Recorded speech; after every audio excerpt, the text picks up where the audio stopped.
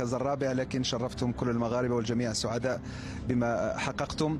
هل أنتم راضون على هذا المركز الرابع أم كنتم تتمنون أكثر وأحسن؟ لا، احنا كنا كنتمناو اولا اننا نلعبوا النهائي والفوز باللقب، لما لا، نظرا للمستوى الكبير اللي ظهر به المنتخب المغربي. اليوم دخلنا المقابله على هدف واحد، هو احراز ميداليه اللي نقدروا نفتخروا بها السنوات الجايه مع وليداتنا، مع الشعب ديالنا، مع سيدنا الله ينصرو. كنا بغينا نهديو هذه الجائزه، ولكن كنظن بان بدايه ديال المقابله اليوم ما بديناش مزيان على غير العاده.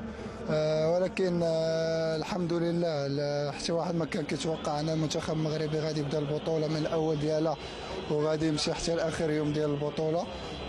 كنظن هذا الشيء اللي درنا انجاز اللي هو كبير. الان ما باقي ما حسيتش بهذا الشيء اللي درنا، ولكن من بعد اسبوع ولا شهر ولا سنه كنظن بان الكل غادي يتذكر، ولا بعد سنوات طويله الكل غادي يتذكر هذا الانجاز الكبير اللي داروا المنتخب المغربي.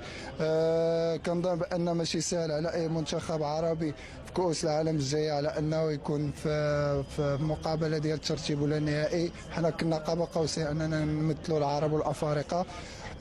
ما بغيش ننسى على انني نشكر جميع الشعب العربي اللي كان دائما في ظهرنا، الجمهور الافريقي، ولكن الشكر الكبير للجماعه المغربيه اللي كانت متواجده هنا في قطر ولا في جميع انحاء العالم. كنا كنشوفوا لي فيديو، صراحه الفرحه الكبيره ديالنا هو اننا ملي كنشوفوا ناس كبار، ناس امراض، ناس دراري صغار كيبكيو. هذا هو الهدف ديالنا. الحمد لله. بالنسبه لي انا غادي نهضر لك على واحد الحاجه اللي شخصيه. كنظن من هنا 4 شهور هذا كنت كنفكر انني نحبس الكره.